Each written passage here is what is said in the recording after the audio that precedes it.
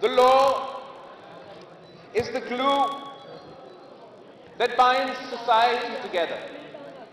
Law is the bridge between the state and the people.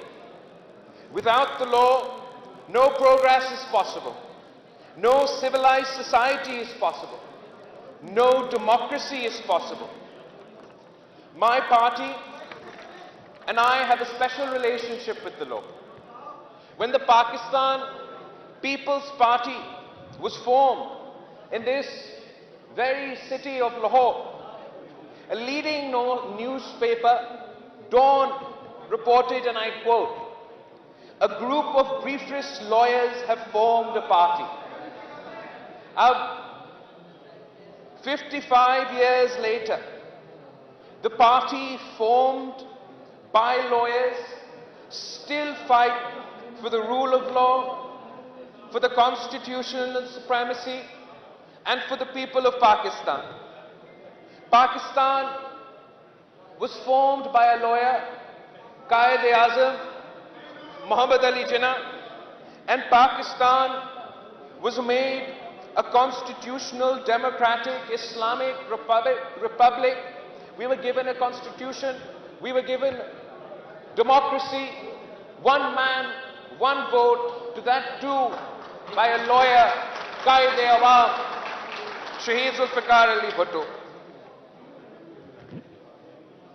I have been and continue to be a witness and a victim of our justice system. As a child, I accompanied my mother to courts and to meet my father in prison, who spent in total 11.5 years in prison without a single conviction. And for 30 years, Shaheed Mohtarma Benazir Bhutto and Sadr Zardari faced persecution at the hands of the state, of the government at the time, be it in the form of the Ihtisab Bureau, be it in the form of the National Accountability Bureau. But we are eternally grateful. We are eternally grateful because as far as history is concerned, history has given its verdict कि या अल्लाह, या रसूल, बेनज़ीर, बेकसूर. History has given its verdict, and those very courts, जहां ये cases चलते थे, chief justice Iftikhar Chaudhary के दौर में उन्हीं को कोर्ट्स ने हर एक केस में शहीद मोहतरमा बेनज़ीर भुट्टो को, सदर जरदारी को बाइज्जत बरी कर दिया. The Lahore High Court is part of the history of Pakistan. Shaheed Zulfikar Ali Bhutto was denied a free trial, and a conspiracy to execute his judicial murder was orchestrated at this very Lahore High Court. As I had said, as far as Sadr Zardari is concerned and Shaheed Mohtarma Benazir Bhutto is concerned, history has given the verdict and the court has also given its verdict. But as far as Shaheed Zulfikar Ali Bhutto is concerned, those who conspired to murder Quaid-e-Awam, Shaheed Zulfikar Ali Bhutto, have been consigned to the dustbins of history. Their names are remembered as only a smear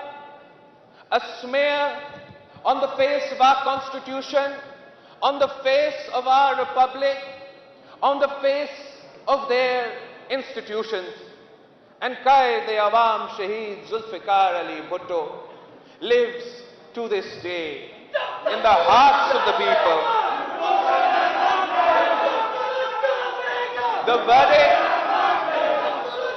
of history and the verdict of the Pakistani public is loud and clear. We still await the rectification of this historic wrong through the courts of Pakistan. This is not a personal request. When the presidential reference was sent in Shaheed Zulfikar Ali Bhutto's case, it was not because his son-in-law was the president of Pakistan, asking for justice. It is because this is an injustice with the people of Pakistan. How can the people of Pakistan hope for justice from the law? How can the people of Pakistan expect justice under the Constitution if the founder of that very Constitution to this day still awaits justice? I would like to thank the lawyers of not only the Lahore High Court bar, but from across the length and breadth of this country, who have never accepted this decision, who have fought every day of their legal profession to reject this decision, to the judges of the judiciary who have refused to allow this decision to form a precedent for our country. But it is time to remove this stain from the judiciary of Pakistan if we are to prove to the world that we in fact have a free and independent judiciary. A free and independent judiciary must free itself of the injustices of the past, of the historic wrongs, of the illegal decisions that endorse dictatorships, that endorse the rule of General Musharraf, that endorse the rule of General Zia al-Haq, but condemned Qaid-e-Awam to the gallows. We do not doubt how honorable our lawyers community are. No, we do doubt the honor of our honorable judges. But we expect that they right this wrong so that we can travel shoulder to shoulder and build a truly democratic Islamic Republic of Pakistan. The rule of law is the soul of a democratic system. The present selected government seeks to strip apart the rule of law. The responsibility to protect the rule of law falls on us, all politicians, lawyers, and judges. Sadly, history shows that we have thus far failed to discharge our responsibilities, and more often than not, the scales of justice often side with the oppressors of the people. There have been shining examples. Despite our history of mistreatment, we have not lost faith. We have not lost faith in the law as an ideal. The trials, the witch hunts, the tribulations have only strengthened our resolve to strive for a judicial system which is fair, which is just, and which is equitable. We are not fighting for one family, we are not fighting for one party, but against a system which fails millions of people. We don't get fair trials, are denied due process, and are denied basic facilities in prison. No modern state can function in the absence of a fair legal system. A cruel joke has been played upon the people of our country in the name of accountability. Undoubtedly, Pakistan needs a system of accountability, a system which is fair, non-discriminatory, transparent and efficient. Not the present witch hunt and persecution of opponents and of those who expose the ineptitude and the insecurities of the regime. The courts have a responsibility to uphold the values of fundamental rights, fair trial and due process. Unfortunately, very often, we have failed to do so and have unwittingly become instruments of the persecutors. I would like to share with you that while this is my first term in Parliament as a member of the National Assembly, and as a young politician starting my political journey, of course, the role of Parliament has not met our expectations. And perhaps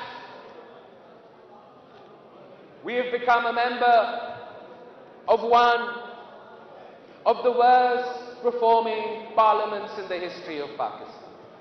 And we strive for the betterment of our own institution. For not only myself, but the people of Pakistan saw hope after the formation or the restoration of democracy in 2008. No matter the difficulties, it was widely believed that Pakistan is transitioning, transitioning towards democracy. One step forward, two steps back, two steps forward, one step back. But it is now undeniably clear that in the time of Imran Khan, Pakistan is not transitioning towards democracy. Pakistan is transitioning away from democracy. Pakistan is not transitioning towards democracy. We are transitioning towards authoritarianism and dictatorships, and we must fight this. As our expectations have not been met on the political front, the lawyers community had inspired me a great deal in my youth. For as I was about to embark on my studies, the legal community in Pakistan was struggling for the freedom of our judiciary, for the independence of our judiciary. और एतजाज साहब कह रहा था कि रियासत होगी माँ की जैसी. But unfortunately, Khosa Saab yahan baitha hai. I still remember to this day how his head was split open in the fight for the restoration of an independent judiciary. मैं कराची से आया हूं, मुझे आज तक याद है 12 मई जहां पाकिस्तान पीपल्स पार्टी के कारकुन शहीद हुए आजाद अदलिया की बुनियाद. But the struggle for an independent judiciary was not for any one judge. It was for the idea of a democracy. A democracy which could not function until we had an independent judiciary that was run on the basis of rule of law. And while we have the utmost respect for the legal community, utmost respect for our honorable judges, unfortunately, the expectations that we had during your movement, personally, I feel they have not been met. For me,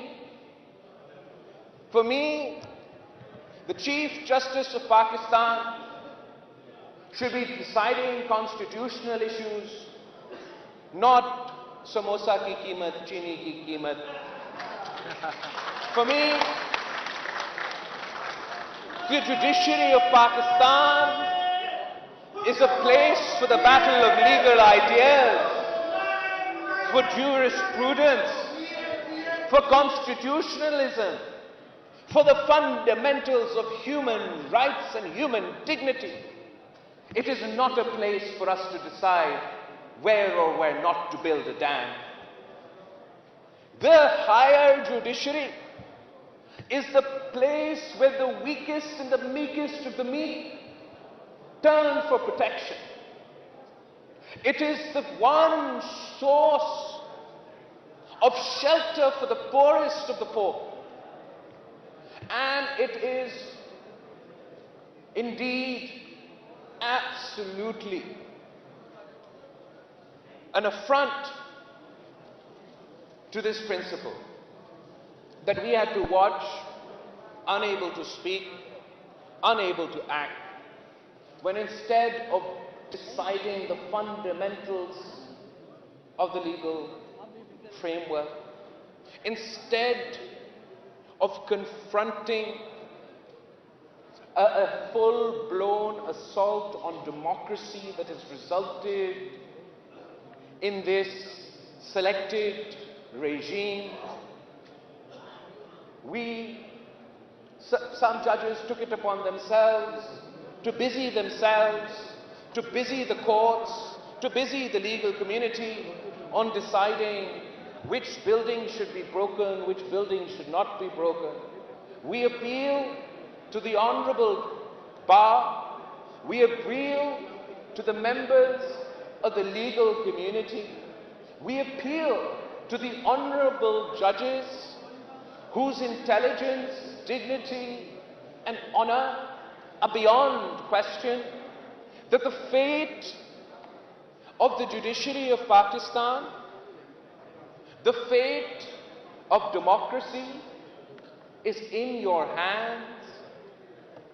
There is the blood, sweat, and tears of generations of lawyers that has contributed to the dignity of this profession. Justice Cornelius, there are so many justices that have made their mark on history, who are respected not only in Pakistan, not only in the region, but across the world. The fate of the future of the judicial system and democracy in Pakistan lies in your hands. We beseech you, we beg you, from those of us who have always bowed before the rule of law, from those of us who have always bowed before the Constitution of Pakistan, we beseech you, please save the judiciary of Pakistan.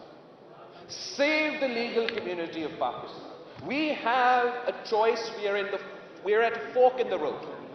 We can either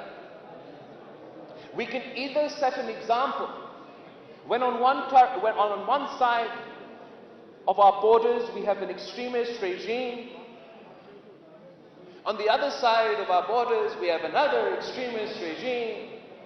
Pakistan has the opportunity to shine as a beacon of light, of democracy, of modernity. Or we could go on the wrong fork of the road. We can make a mockery of our parliament, we can make a joke of our judiciary.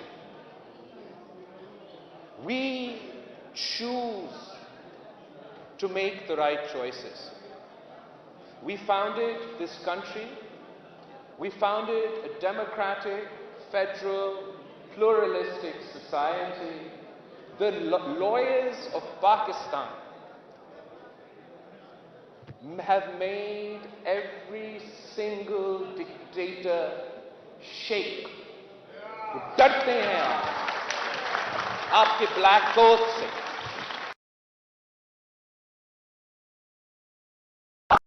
Samne, in front of you, there is no power, no authoritarianism that can withstand the might of a united legal fraternity.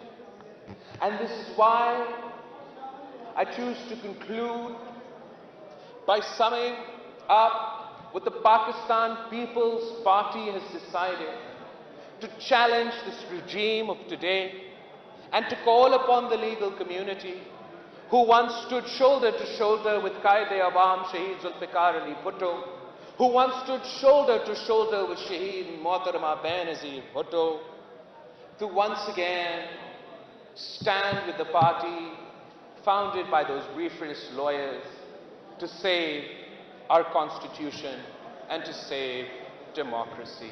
The People's Party has decided to march, to lead an Awami march that will start on the 27th of February and make its way to Islamabad. We march to save our democracy. We march